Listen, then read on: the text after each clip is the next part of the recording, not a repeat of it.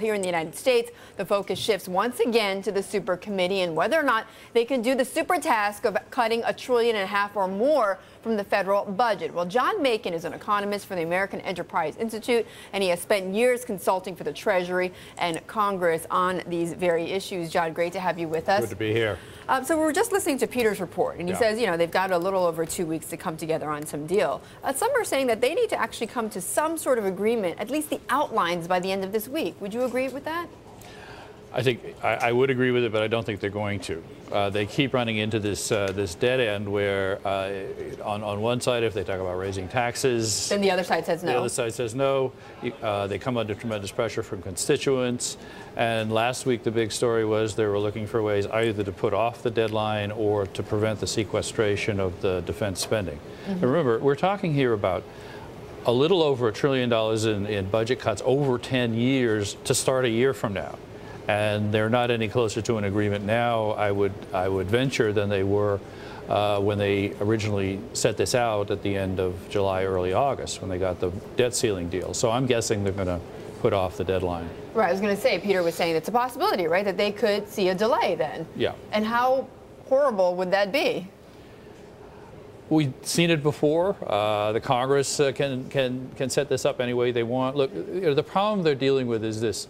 They're talking about cutting the budget deficit, and then another day they're talking about an expansionary fiscal package to try to boost the economy, and the two just don't fit. I mean, one is let's boost the economy, the other is let's cut the budget deficit.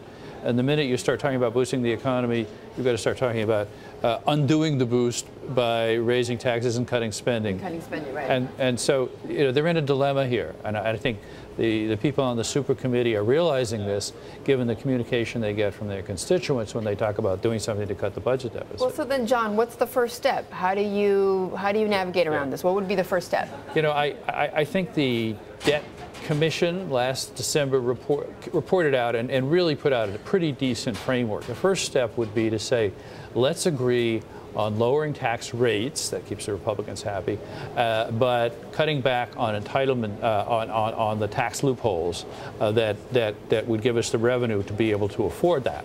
And the tax loopholes are essentially regressive. They benefit the rich more than the poor. Right, so closing those tax loopholes. So I think paying for lower tax rates with closing loopholes is not the whole solution, but it's a good way to start, and it has something for everybody in it. Okay. What about on the other side then? What about for the Democrats? Well, the tax loopholes are regressive. I mean, if you don't itemize your taxes, and if you don't have a high tax rate, they're not as beneficial. I mean, most typical households don't itemize. They don't have a mortgage deduction, for example. But what I mean is the entitlement reform. That's the other side of it. It's not just taxes. Sure, it's entitlement reform. Entitlement reform has got to be done. And, again, every time they talk about cutting or adjusting the formula for Social Security or any entitlement cuts, there are problems. I think entitlement reform on a big scale is really an after the election issue. And unfortunately, in order to get the numbers they need now, they're supposed to come up and do it now. Okay. I don't know how we square that circle is going to be the focus of the next couple of weeks, and it won't be pretty to watch. So, John, would you interpret, though, a delay? Let's say there's a delay in this deadline as basically just a continuation then of further delays. Essentially, that this Supercommittee will not be able to make it happen if they delay it. Yeah, there's two ways to go if they can't get the job done. One is to come up with illusory savings, the old waste, fraud, and abuse. Yes, we're actually doing it. When actually they're not, so to come up with some somewhat phony numbers. And the other is to say, we need another few weeks. Okay. And I'm guessing that's the way they'll go. And it's not going to come as a shock right now. But at some point, those automatic cuts that were talked about in the original, in the prior debt deal in Congress, were going to kick in if the Supercommittee failed, though. Well, they're scheduled to kick in early in 2013, after which we will have had an election, and we will have had time for a lame duck Congress to alter that schedule, or not.